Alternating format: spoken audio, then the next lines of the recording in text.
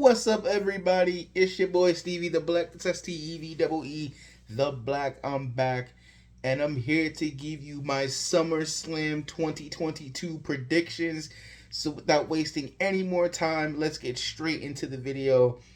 I had planned to do this yesterday, but some things happened. I had to take care of some things yesterday, so I wasn't able to do that. Matter of fact, I got home pretty late last night. So that's just say something. But anyway, like I said, no wasting any time. No time like the present. So let's get straight to it. So first off, we got Logan Paul taking on The Miz.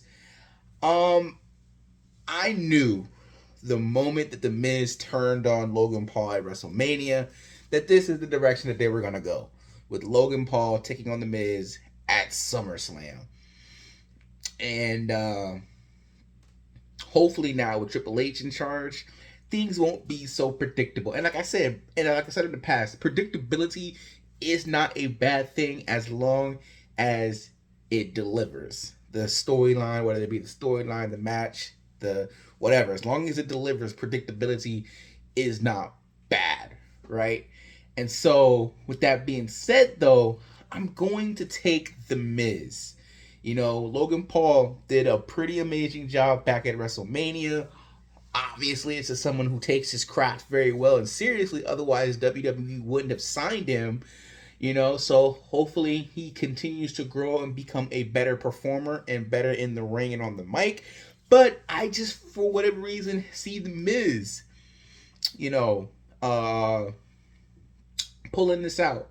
Maybe it could be due to interference from Tommaso Ciampa. Maybe Maurice gets involved. Heck, we might even see Logan Paul's brother. I don't know. But for right now, my gut is telling me that The Miz is indeed going to take this, and I'm sticking with it. Next up, we've got Liv Morgan taking on Ronda Rousey. I gotta go with Liv. Right now, Ronda is in a very weird limbo state. I think most people are not very interested in her right now. I just think that's because she's not where she needs to be. She needs to be the woman version of Brock Lesnar. That's what she needs to be. Sure, go out there and put on more in great matches, sure, but she needs to be this dominating presence, which she is not. But at the same time, and hopefully we get there soon, so she needs to be a heel, right? But which I think she will turn after this match. I have the feeling about that. But we also need to solidify Liv Morgan as a serious champion. And so I'm picking Liv Morgan because if she doesn't retain her title, you saw the reaction people gave her when she won Money in the Bank, when she beat Ronda for the title, when she came out the next night on Raw and was celebrating with the fans, how everyone's behind her. She's kind of like the female Daniel Bryan, though not to that level because fans haven't been like, yeah, we want, whatever, that's all that. But she has that type, she can have that type of effect, right? And so to take the title off her and put it back on Ronda, even if it makes sense story-wise, you just need to solidify her. You really do. And we all know there's that other person that we need to worry about. A person named Charlotte Flair. So hopefully you'll get there when we get there. She might come out after, she might show up on SmackDown, who knows. But Liv this is important for Liv's reign. She needs to be able to retain her title here. Next up, we got Bobby Lashley taking on Theory for the United States Championship. I'm going with Bobby Lashley, who is also on momentum right now. For some reason, I don't know. I love Bobby Lashley, but the fans have been really behind Bobby Lashley as of late. And we should keep this thing going with Bobby Lashley, and especially till Survivor Series. If we're still going to do Raw versus SmackDown, to see Bobby Lashley take on Gunther would be an amazing match. So hopefully we get that. But yeah, in theory, he's kind of been like everybody's punching bag. And they're going to tease throughout the whole night of him trying to cash in his Money in the Bank. I heard a theory that he might fail at that, and when it comes to both Brock and Roman, I don't see him pinning either one of them for said belts. But you never know. Triple H is the one in charge now, so we'll see about that. But I got Bobby Lashley winning and retaining his championship. Up next, we've got Pat McAfee taking on Happy Corbin in a match. I got Happy Corbin winning. I got Happy Corbin. I don't know why. If you had to ask me, it's probably because he lost the feud to his former protege. I can't remember, Madcap Moss. You know, they need to give him a little momentum right now. And dare I say, Happy Corbin kind of deserves to win right now. You know, he had a pretty good match, decent match with, you know, Drew McIntyre, but now that's done, then he's had pretty good matches with Madcap Moss, raising his stock up. But Pat McAfee is only a part-time wrestler. He's mostly a commentator, so he can afford to take the loss. And I think Happy Corbin deserves to get the win. So call it a gut thing, but that's what I'm going with here. Happy Corbin. A lot of people might not be happy about that, but hey, you know, Corbin is a very reliable source. He's a very reliable person, man. You know, he deserves it. He deserves it. Next up, we got the Mysterios, Dominic and Rey taking on the Judgment Day, Damian Priest and Finn Balor, with Rhea Ripley at ringside, and a no disqualification tag team match. Now, I know a lot of people were thinking that it was going to be Edge and Finn Balor, but storyline wise, this does make sense. They have been feuding with the Mysterios the past couple of weeks, so to just have Edge return and just challenge Finn Balor really would make no sense. But I'm going with the Judgment Day simply because of these two factors. Number one, it's no disqualification. Number two, Rhea Ripley will get involved, which will then allow them to win. Whether or not I've been hearing Edge and Beth Phoenix both coming back. So whether or not they're coming back tomorrow or they're coming back Monday, I don't know. But expect to see those two in the capacity coming back together is the rumor right now. So in order to do that, they need some strong opponents to go up against, right? So that means the Judgment Day has to win, especially after what happened this past Monday night on Raw. There's no way the Judgment Day is going to lose, especially with Rhea Ripley involved. So there's that. Then we've got the Usos taking on the Street Profits for the WWE Undisputed Tag Team Championships, with JEFF, JARRETT, Jeff Jarrett himself as the special guest referee. We all know the banger of a match that these two teams put on at Money in the Bank. Can they top that match? I don't know, but they're certainly gonna try. Who's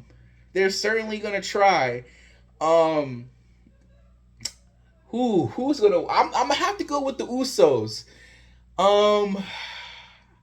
I hope I'm wrong about this, but I have a feeling that Jeff Jarrett might help the Usos win. I don't know, because we know WWE wants to push Montez Ford. We know this. And they've been teasing them breaking up for a while now. Hold on, sorry. They've been teasing them breaking up for a while, and I hope they don't break up the Street Profits. Love the Street Profits, although we all agree Montez Ford deserves a push. But man, it's a hard one to call. Ooh. I'm gonna go with the Usos. Hopefully Jeff just calls it down the middle. He doesn't cost them anything, like, you know, accidental or whatnot. I can see that happening too. But he's supposed to be able to contain them, right? To stop that from happening. I got the Usos, man. I got the Usos retaining. That's my gut feeling right now. Next up, we got Bianca Belair taking on Becky Lynch in a rematch for the Raw Women's Championship. Nothing else to say. Bianca Belair is going to retain. Like,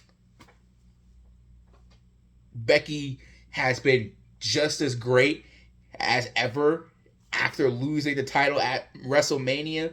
No need to put the belt back on her. Let Bianca continue to be champ and raise her stock. So, no ifs, ands, or buts. Nothing else to discuss. Speaking of Becky Lynch, we do need to talk about her husband, Seth freaking Rollins, whose match against Riddle has been canceled, pushed back. The storyline version is he has a stinger. Real life version, they just decided to push the match back for Clash at the Castle. So what do? So Seth Rollins, he goes on Twitter and he's basically like, hey, I worked my butt off, but things don't happen. I'm sorry, you guys won't be able to see me at SummerSlam. Triple H says, noted. That's a little weird considering Seth is the heel and he did, storyline-wise, cause the injury to Riddle. So why would you be saying that? Plus Triple H saying noted. It's a whole weird thing. But the intrigue of Seth Rollins coming out and complaining about not having a match is also intriguing and worked very well at WrestleMania. Why not do it again for SummerSlam?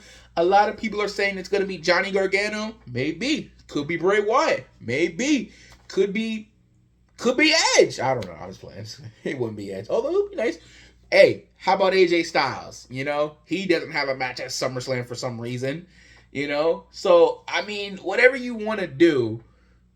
But maybe have Seth win this one. I don't know. Because he's like, I'm not going to be fooled by this again. Like, no. I'm going to do... I already been in this situation before at Mania. We ain't going to let this happen again. Or you could make it a storyline thing and say whenever he has a mystery opponent, he loses. I don't know. But there are ways to make this work. I am very interested in how they pull this off. But let's see. Triple H said it was reported that he wanted to make a creative splash at SummerSlam. This could be that. So I'm very interested to see what he pulls off. It is indeed that. And finally, last but not least, we've got Roman Reigns taking on Brock Lesnar in a last man standing match for the undisputed WWE Universal Championship. Roman Reigns is going to win.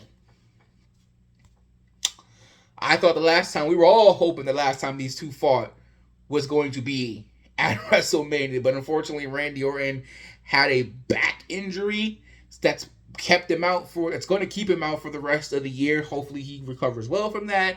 And so when all else fails, you call Brock. Obviously, when the news broke that Vince was retiring last week, there was jeopardy and doubt that Brock would come back. Maybe Vince convinced them, maybe Triple H, maybe it was Stephanie, don't know. But we're still getting this match, it looks like. So last man standing match should be interesting. This pay-per-view is listed as TV 14, so should be more gruesome. Maybe the match, because I heard the match they wanted to have at WrestleMania was going to be gruesome. It's going to be bloody. It's going to be all that. So maybe they will now do that here, especially now since it's going to be TV 14.